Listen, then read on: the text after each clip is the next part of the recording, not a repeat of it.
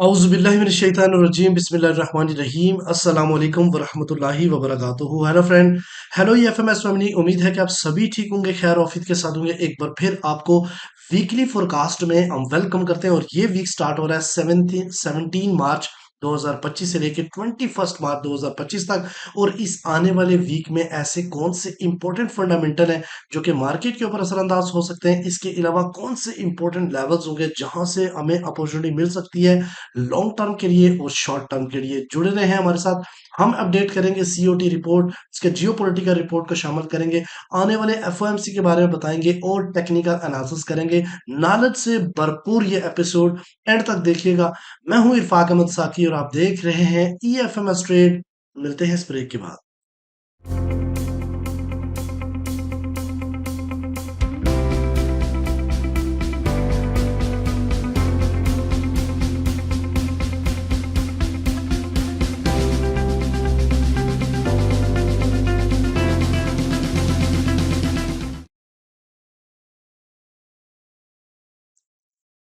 Welcome friend, अगर आप new हैं और अभी तक आपने हमारा चैनल सब्सक्राइब नहीं किया तो सबसे पहले चैनल को सब्सक्राइब कर लें, बेल आइकन पे क्लिक कर लें ताकि रोजाना की अपडेट आपको मिले, उसी टाइम वीडियो देखें और ट्रेड को प्लान कर सकें। इसके अलावा गाइस, अगर आप चाहते हैं कि आप हमारी बड़ी कम्युनिटी का हिस्सा बने तो आपको क्या करना होगा, इस नंबर पे मैसेज करना होगा और हमारी सपोर्ट टीम आपको गाइड करेगी कि आप किस तरीके से हमारे साथ लाइफ टाइम के लिए फ्री, प्रीमियम या स्विंग के अंदर ऐड हो सकते हैं। और जो स्विंग मेंबर्स है वो प्रीमियम और स्विंग दोनों का हिस्सा बन सकता है। इसके अलावा सिक्स्थ बैच की इनरोलमेंट के लिए इंशाल्लाह कोशिश करेंगे कि अगले 4 डेज के अंदर हम इसके अंदर डिस्काउंट मजीद ऐड करें ताकि ज़्यादा से ज़्यादा लोग सीखने की तरफ आए। मोस्ट इंपॉर्टेंट और गुड न्यूज़, एक्साइटिंग न्यूज़ जो मैंने आपको देनी है वो गाइज ये है कि हम इंशाल्लाह दुबई ऑफिस के अंदर हम लाइव ट्रेड का सिलसिला शुरू करने वाले हैं और इंशाल्लाह लाइव प्रॉफिट बनाएंगे। अगर आप दुबई में हैं और आप अवेल करना चाहते हैं तो आप हमारी टीम के साथ कनेक्शन बना सकते हैं। इसके अलावा लाइव क्लासेस का भी जो है ना वो सिलसिला 20 मार्च से हम शुरू कर रहे हैं कि जो फिजिकली क्लासेस लेके ट्रेड करेगा, ऑफ कोर्स वो जूम पे उस तरीके से नहीं होती जिस तरीके से फिजिकली क्लास होती हैं। तो ये अगर आप यूई में तो इन दो इंपॉर्टेंट अपडेट से बेनिफिट उठाएं। ठीक है जी, चलें जी, सबसे पहले हम बढ़ते हैं जियोपॉलिटिकल रिपोर्ट के ऊपर। उमर बलोच साहब की एक जियोपॉलिटिकल रिपोर्ट है, उसके बाद कम बैक करते हैं। जी सर, बहुत शुक्रिया आपका। सबसे पहले हम लास्ट वीक के फंडामेंटल डाटा को देखेंगे और हम ये जानने की कोशिश करेंगे जो अपकमिंग वीक है बहुत ही इंपॉर्टेंट है, जिसमें रेट कट होने हैं और डॉलर इंडेक्स का मजीद प्रेशर में आएगा या डॉलर इंडेक्स स्ट्रेंथ में आएगा। लास्ट वीक में हमने देखा मंडे को कोई हाई इम्पैक्ट डाटा नहीं था। इसी तरह ट्यूसडे को जॉब ओपनिंग का डाटा हमें पॉजिटिव देखने को मिला। वेडनेसडे बहुत इंपॉर्टेंट दिन था। Core CPI month by month का डाटा हमें नेगेटिव देखने को मिला और उसके साथ सीपीआई मंथ बाय मंथ का डाटा भी नेगेटिव आया। सीपीआई ईयर ऑन ईयर जो कि बहुत इंपॉर्टेंट डाटा होता है, नेगेटिव हमें देखने को मिला। ओवरऑल अगर हम देखें तो इन्फ्लेशन में कमी नोट की गई, जिस वजह से रेट कट का प्रेशर आया डॉलर पर और डॉलर इंडेक्स जो है वो मजीद वीक हुआ। थर्सडे को core PPI month by month का डाटा जो हमें नेगेटिव देखने को मिला और उसके साथ पीपीआई मंथ बाय मंथ का डाटा भी नेगेटिव आया। हर वीक में वीकली अनएम्प्लॉयमेंट क्लेम का डाटा आता है जो कि हमें पॉजिटिव देखने को मिला। फ्राइडे को यूनिवर्सिटी ऑफ मिशिगन के कंज्यूमर सेंटीमेंट का डाटा हमें नेगेटिव देखने को मिला और उसके साथ यूनिवर्सिटी ऑफ मिशिगन की इन्फ्लेशन एक्सपेक्टेशंस का डाटा हमें पॉजिटिव देखने को मिला। अच्छा, अब यहाँ पर अगर हम देखें इस वक्त वर्ल्ड में जो जियोपॉलिटिकल हालात हैं, हमने देखा कि हमास और इजराइल वॉर में सीज फायर हुआ और हॉस्टेजेस की इस वक्त रिलीज चल रही है। दूसरी तरफ जो कि मोस्ट इंपॉर्टेंट रशिया और यूक्रेन वॉर है, उसमें इस वक्त सीज फायर की बातें हो रही हैं। दोनों साइड पे काफ़ी प्रेशर है। अमेरिका भी चाह रहा है कि अब ये वॉर रुकनी चाहिए। व्लादिमीर ज़ेलेंस्की का भी लास्ट वीक में बयान आया कि हम रेडी हैं सीज फायर करने के लिए। और उसके साथ जो मोस्ट इंपॉर्टेंट बात थी, प्यूटन रशियन प्रेसिडेंट का बयान आया कि हम सीज फायर पर एग्री हैं, हम पीस करने पर एग्री हैं, लेकिन इसके साथ इसकी रूट्स को ख़त्म होना चाहिए। जो ये वजह थी वॉर की वो ख़त्म होनी चाहिए और एक लॉन्ग टर्म अमन आना चाहिए, जो कि एक बहुत ही इंपॉर्टेंट बात है और अच्छी और खुश आइंद बात है। अच्छा, दूसरी तरफ अब हम अगर देखें इस वक्त जो ट्रेड है हम कैसे प्लान करें, मोस्ट इंपॉर्टेंट चीज जो मैं आपसे बात करने जा रहा हूं वो है डोनाल्ड ट्रंप। जी हां, हमें डोनाल्ड ट्रंप के ट्विटर अकाउंट पर नजर रखनी है, डोनाल्ड ट्रंप की स्पीचेस पर हमें नजर रखनी है और जब वो आते हैं कोई प्रेस कॉन्फ्रेंस करते हैं तो हमें बगौर उसको सुनना चाहिए और अपनी ट्रेडिंग को प्लान करना चाहिए। लास्ट वीक में हमने देखा कि डोनाल्ड ट्रंप ने यूरोप पर टैरिफ की बात की, और उसके रिबटल में जो है वो यूरोप ने भी कहा कि हम टैरिफ लगाएंगे। इसके रिबटल में जो है जो डोनाल्ड ट्रंप हैं उन्होंने कहा कि अगर यूरोप ने टैरिफ लगाया हमारे ऊपर तो हम उस पर 200% टैरिफ लगाएंगे, जो कि एक सीधी सीधी ट्रेड वॉर है। दूसरी तरफ कनाडा पर स्टील और एल्युमिनियम पर टैरिफ लगाया 50%, जिस वजह से डॉलर प्रेशर में आया मजीद। और गोल्ड में हमें एक बुलिश मोमेंटम बनता नजर आया, और गोल्ड ने अपने ऑल टाइम हाई को ब्रेक करके एक नया ऑल टाइम हाई सेट किया, और 3000 का जो एक बेंचमार्क नया सेट किया। तो जो मोस्ट इंपॉर्टेंट बात है, मैं अपने मेंबर्स को भी कहता हूं, अपने दोस्तों को भी कहता हूं कि ट्रंप के ट्विटर अकाउंट पर नजर रखें और अपनी ट्रेड जो है वो ट्रंप को देखकर प्लान करें। तो अल्हम्दुलिल्लाह हमने लास्ट वीक में जो है प्रीमियम में भी गोल्ड को बाय करवाया और बहुत ही अच्छा पैसा बनाया। क्रूड ऑयल को हमने बाय करवाया और सेल भी करवाया और एक अच्छा पैसा बनाया। आप भी हमारे प्रीमियम का हिस्सा बन सकते हैं और अपने लॉसेज रिकवर कर सकते हैं और एक अच्छी ट्रेड प्लान कर सकते हैं। तो जुड़े रहें हमारे साथ। बहुत शुक्रिया आपका। अस्सलाम वालेकुम।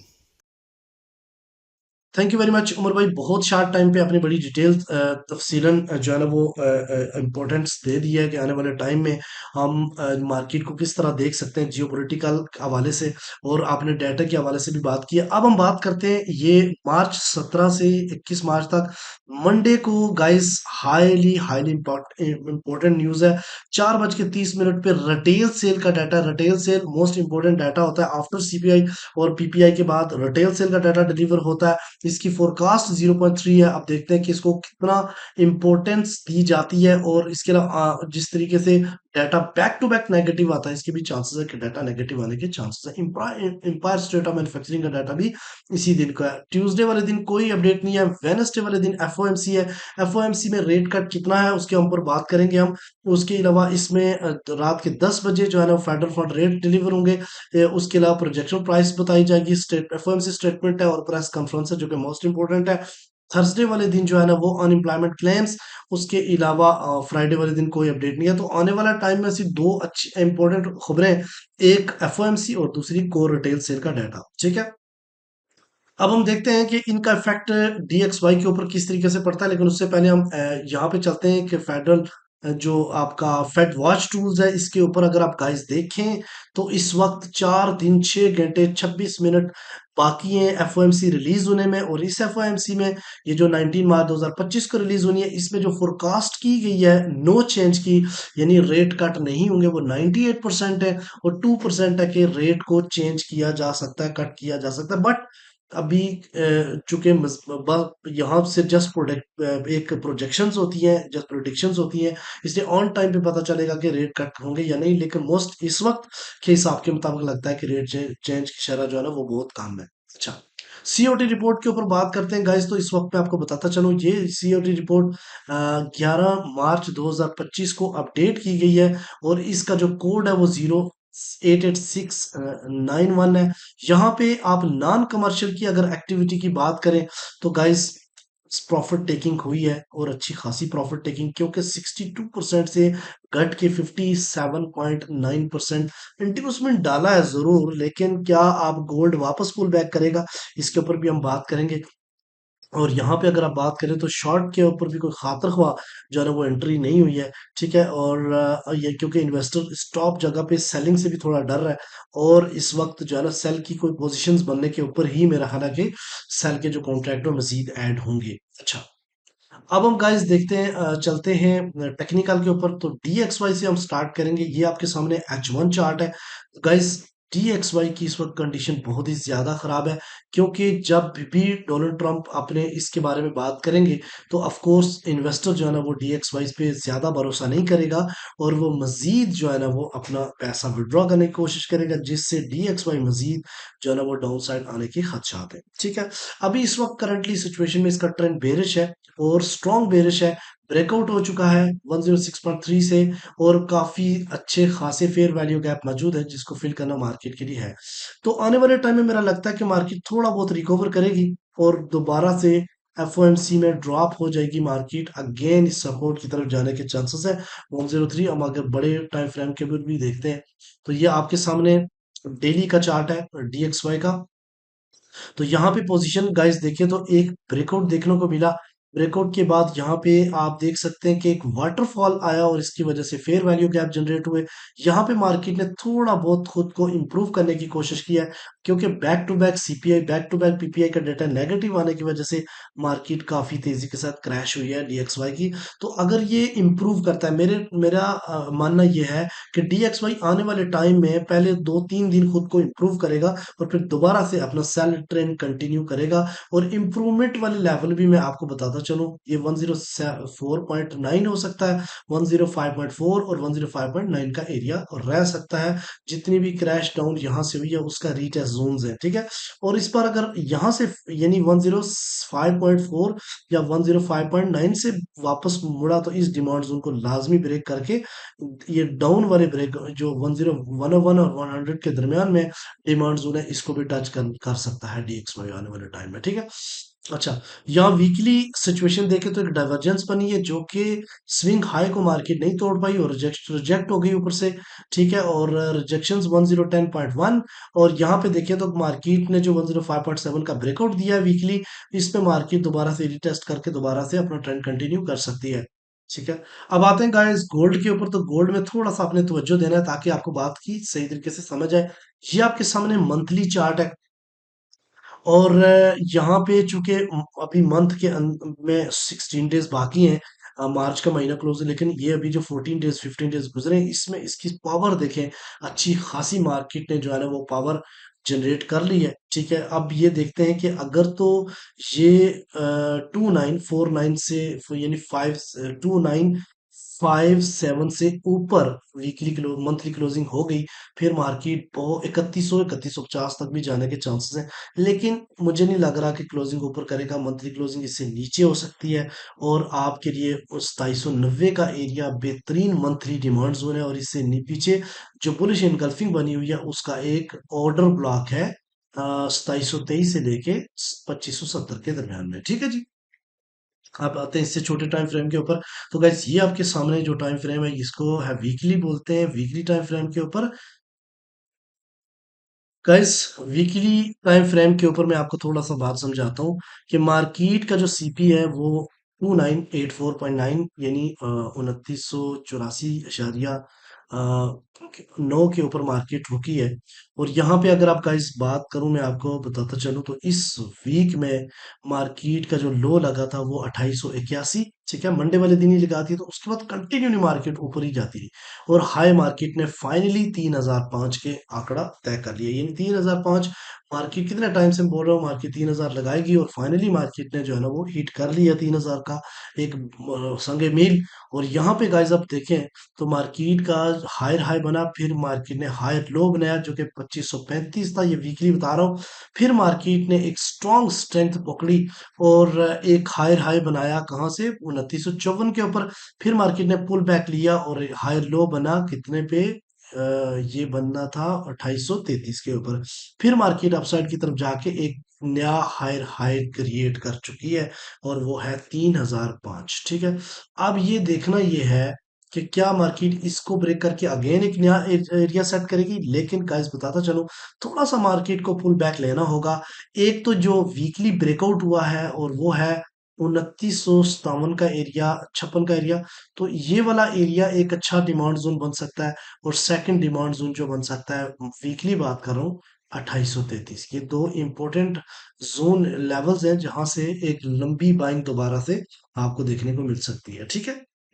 अब गाइस अगर हम बात करते हैं डेली के ऊपर, तो डेली का टाइम फ्रेम में आप देख सकते हैं कि मार्केट ने मंडे वाले दिन जो है ना वो 10 मार्च को मार्केट डाउन साइड की तरफ गई, लो लगाया 2980, लिक्विडिटी स्वीप की।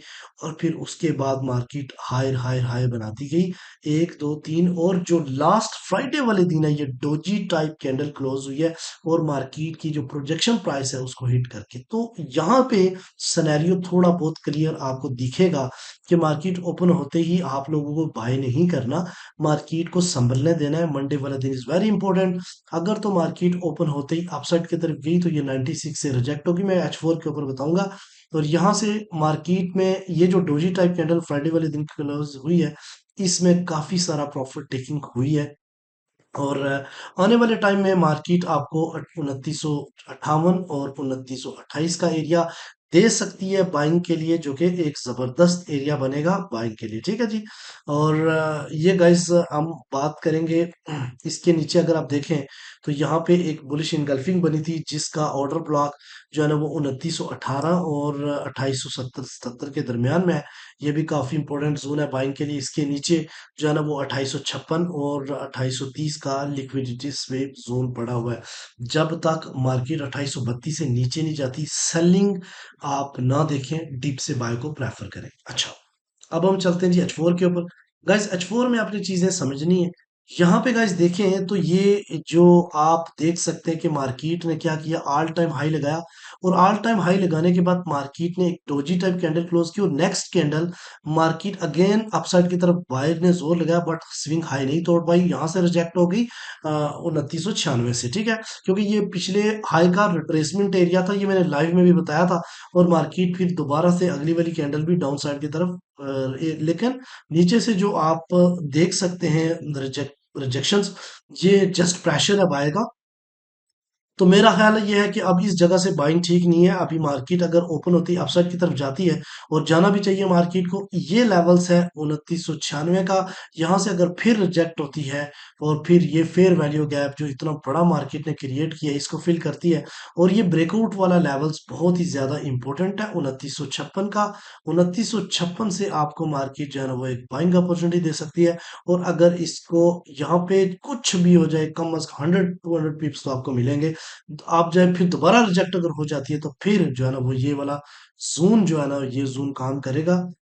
और ये जोन है 2940 और 31 के दरमियान वाला।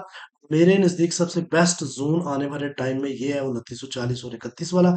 इसके नीचे फेयर वैल्यू गैप है, और इसके नीचे आपका एक और ऑप्टिमल ट्रेड्स है, ठीक है, 2918 और 12 का।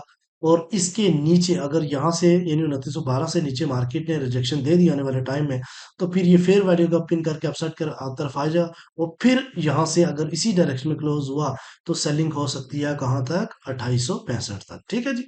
तो ये है इंपॉर्टेंट अपडेट्स आने वाले टाइम में, इस लेवल्स को याद रखिए। और जो इंपॉर्टेंट की पॉइंट है वो याद रखना, वो है 2957 इज अ की पॉइंट। और अगर यहां से मार्केट अगेन स्ट्रांगली वापस से रिजेक्ट हो गई, तो नेक्स्ट एक्सपेक्टेड टारगेट मार्केट का जो है ना वो 3050 हो सकता है, ठीक है।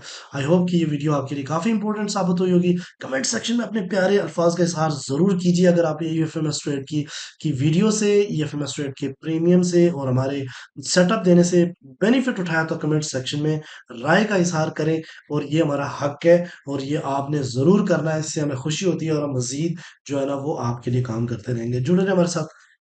अल्लाह हाफिज।